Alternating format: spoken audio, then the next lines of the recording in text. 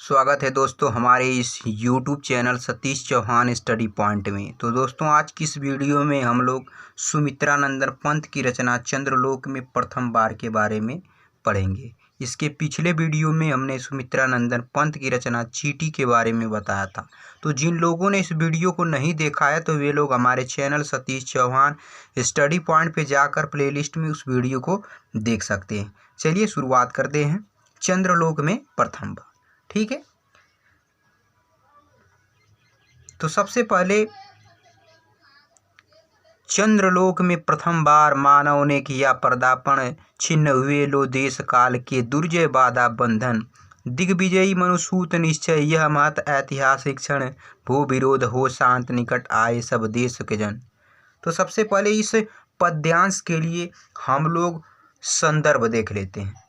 तो प्रस्तुत पद्यांश हमारी पाठ्य पुस्तक हिंदी के चंद्रलोक में प्रथम बार नामक पाठ से लिया गया है, जिसकी रचयिता सुमित्रा नंदन पंत जी हैं।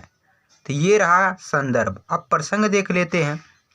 तो इस पद्यांश में कवि ने मानव के चंद्रमा पर प्रथम बार पहुंचने की ऐतिहासिक घटना के बारे में वर्णन किया है। चलिए शुरुआत करते हैं। देखिए, चंद्रलोक में प्रथम बार मानव ने किया पदार्पण, छिन्न हुए लो देश काल के दुर्जय बाधा बंधन। तो कवि कह रहे हैं कि चंद्रलोक में प्रथम बार, चंद्रलोक माने चंद्रमा की धरती पर अर्थात चंद्रमा पर प्रथम बार मीन्स पहली बार मानव ने किया पदार्पण। पदार्पण का मतलब होता है पैर रखना, अर्थात जब चंद्रमा की धरती पर मनुष्य ने पहली बार अपना पैर रखा तो छिन्न हुए लो देश काल के दुर्जय बाधा बंधन। छिन्न हुए मीन्स अलग हो गए, देश काल मीन्स अनेक देशों के काल अर्थात अनेक देशों की बातें। कौन सी बातें? कि दुर्जय, दुर्जय मतलब होता है जिसे जीतना कठिन हो, बाधा बंधन, इस यह बाधा बंधन कि अनेक देशों की यह बाधा बंधन कि चंद्रमा की धरती पर पहुंचना बहुत ही कठिन है। इस मोह माया के बाद इस बंधन को मनुष्यों ने छिन्न भिन्न कर दिया। अनेक देशों के इस कभी न जीतने वाले बंधन को छिन्न भिन्न कर दिया, अलग अलग कर दिया और इस बात को त्याग दिया अर्थात अलग कर दिया। दिग्विजयी मनुसूत निश्चय यह महत ऐतिहासिक क्षण, निकट आए सब देशों के जन। आगे कवि कह रहे हैं कि दिग्विजयी मनुसूत निश्चय, कि दिग्विजयी मतलब होता है सभी दिशाओं पर विजय। मनुसूत माने होता है मनु का पुत्र, सूत माने पुत्र, मनु का सूत्र, कि यह सभी दिशाओं पर विजय अर्थात चंद्रमा की धरती पर ऐतिहासिक विजय मनुसूत की है अर्थात मनुष्यों की है। मनुसूत माने मनु के पुत्र, अर्थात मनु के पुत्र कौन है? तो सभी मनुष्य मनु के पुत्र माने जाते हैं। तो चंद्रमा की धरती पर ये जो विजय प्राप्त हुई है अर्थात चारों दिशाओं में जो विजय प्राप्त होती है यह मनुसूत की है, मनु के पुत्र अर्थात मनुष्यों की है। यह दिग्विजय मनुसूत निश्चय, यह चंद्रमा की विजय निश्चय ही मनु के पुत्रों अर्थात मनुष्यों की विजय है, जीत है। यह महत ऐतिहासिक क्षण, भू विरोध हो शांत, निकट आए सब देश के जन। आगे कवि कह रहे हैं कि यह महत ऐतिहासिक क्षण, महत मीन्स महत्वपूर्ण, ऐतिहासिक मीन्स ऐतिहासिक क्षण माने क्षण, कि चंद्रमा की धरती पर पहुंचना एक महत्वपूर्ण ऐतिहासिक क्षण है। इस क्षण में, इस स्थिति में भू विरोध हो शांत, यानी धरती पर रहने वाले लोग का आपसी मतभेद शांत कर लेना चाहिए। कि जो पृथ्वी पर रहने वाले सभी देशों के लोग हैं उन लोगों को भू विरोध हो शांत, उन लोगों में आपसी जो तनाव है उन सबको दूर कर लेना चाहिए, शांत कर देना चाहिए। निकट आए सब देशों के जन, निकट माने पास, आए सब देश के जन, और सभी लोग, सभी देशों के लोग को मिल जाना चाहिए, पास आ जाना चाहिए, मिल कर पास आ जाना चाहिए। और जो आपस में मतभेद है, विरोध की भावना, इसे शांत करने देना चाहिए और इस महत्वपूर्ण ऐतिहासिक क्षण का आनंद लेना चाहिए कि मनुष्य ने चंद्रमा की धरती को जीत लिया है। अर्थात चंद्रमा में पहली बार उस धरती पर मनुष्यों ने अपना कदम रखा है। आगे देखते हैं।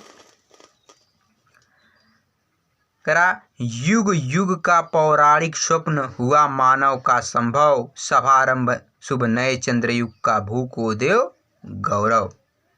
कवि कह रहे हैं कि युग युग का पौराणिक स्वप्न कि चंद्रमा और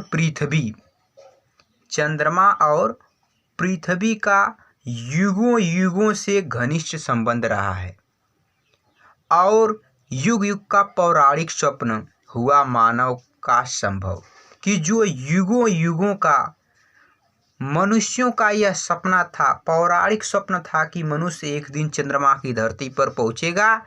तो अब मनुष्य ने चंद्रमा की धरती पर पहुंचकर इस अपने पौराणिक स्वप्न को संभव कर दिया है, आरंभ कर दिया है। शुभारंभ शुभ नए चंद्रयुग का ध्येय भू को दे गौरव।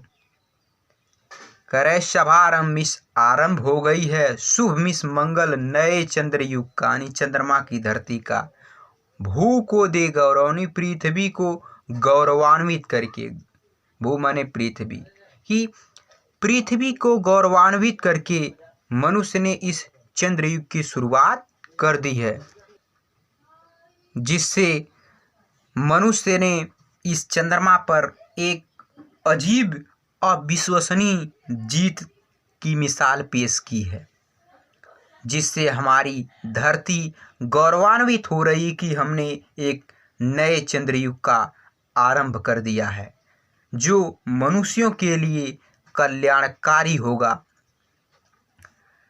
पहरा तो सबसे पहले इस पद्यांश के लिए अब हम लोग काव्यगत सौंदर्य देख लेते हैं। तो काव्यगत सौंदर्य क्या होता है कि काव्य की सुंदरता बढ़ाने वाले शब्द।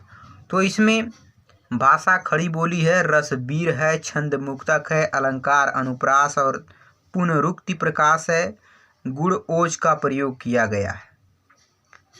ठीक है, चलिए पद्यांश नंबर 2 देखते हैं। करा फहराए ग्रह उपग्रह में धरती का श्यामल अंचल, सुख संपद संपन्न जगत में बरसे जीवन मंगल। तो सबसे पहले इस पद्यांश के लिए प्रसंग देखते हैं। तो इस पद्यांश में कवि ने मनुष्यों के जीवन के लिए मंगल कामना की है। चलिए व्याख्या देखते हैं। करा फहराए ग्रह उपग्रह में धरती का श्यामल अंचल, सुख संपद संपन्न जगत में बरसे जीवन मंगल। करा फहराए ग्रह उपग्रह में कि इस ब्रह्मांड में, फहराए ग्रह उपग्रह में धरती का श्यामल अंचल, कि मनुष्य ब्रह्मांड में के सभी ग्रहों और उपग्रह में धरती का जो ये श्यामल आंचल है, इसको भी फहराए। अर्थात कवि के कहने का मतलब है कि जिस प्रकार मनुष्य ने धरती पर हरियाली और सुखमय जीवन बनाया है, उसी तरह अन्य ग्रहों पर भी यह हरियाली और नवजीवन को संचार करने वाली बातों को या क्रियाकलापों को बना दे, वैसा ही इस हरियाली और नवजीवन की चेतना का विकास कर दे। सुख संपद संपन्न जगत में बरसे जीवन मंगल। कवि कह रहे हैं कि सुख संपद संपन्न जगत में, यानी सुख संपद माने वैभव, संपन्न माने परिपूर्ण, जगत में संसार में, इस संसार में सुख और वैभव से परिपूर्ण बरसे जीवन मंगल। बरसे मिस वर्षा हो, जीवन मंगल मिस जीवन में मंगल अर्थात कल्याण, कि इस संसार में सुख और वैभव से परिपूर्ण लोगों के मंगल के लिए, कल्याण के लिए मंगलकारी वर्षा की शुरुआत हो। लोगों के जीवन में सुख और वैभव से परिपूर्ण कल्याणकारी वर्षा की शुरुआत हो। अमेरिका सोवियत बने नवदीक रचना के वाहन, जीवन पद्धतियों के भेद समन्वित हों विस्तृत मन। आगे कवि कह रहा है कि अमेरिका सोवियत बने नवदीक रचना के वाहन, कि अमेरिका और सोवियत रूस नवमिस नए दिक माने दिशाओं के रचना माने बनाने में वाहन में से वाहन, कि जो अमेरिका और रूस हैं ये ग्रह पर जाने वाले अकेले देश हैं जिन्होंने ग्रह पर पहुंचकर नई दिशाओं का निर्माण किया है, जो सभी देशों की तुलना में प्रगति पर हैं। जीवन पद्धतियों के भेद समन्वित हो विस्तृत मन। आगे कवि कह रहा है कि इस ब्रह्मांड में अनेक देशों की अलग अलग विचारधाराएं हैं, अलग अलग रहन सहन है, अलग अलग संस्कृति एवं सभ्यताएं हैं, अलग अलग जीवन पद्धतियां हैं। इसलिए इन सभी संस्कृति एवं जीवन पद्धतियों के भेद को समाप्त कर देना चाहिए, जिससे समन्वित हो विस्तृत मन पर। विस्तृत मन माने संपूर्ण संसार में, समन्वित हो मीन्स समन्वित माने मिलजुल कर रहना।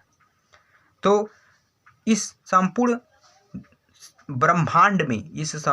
ब्रह्मांड में जो संस्कृति है, सभ्यता है, इन जीवन के इस पद्धतियों के भेद को समाप्त करके सभी लोगों को मिलजुल कर रहना चाहिए, ऐसा कवि कह रहा है।